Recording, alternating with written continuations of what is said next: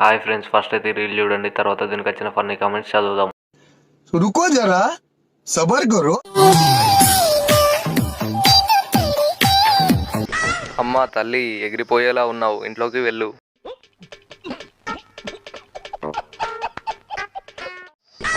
పాపం బ్రో, అలా అనకండి, బక్క పిల్ల బాధపడుతుంది.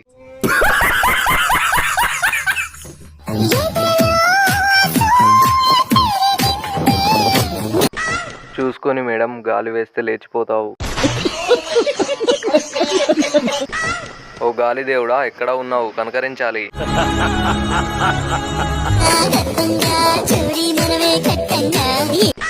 గాలి వస్తే ఎగిరిపోయేలా ఉన్నావు, నీకు అవసరమా? నువ్వు బొమ్మల షాప్లో ఉంటావు కదా.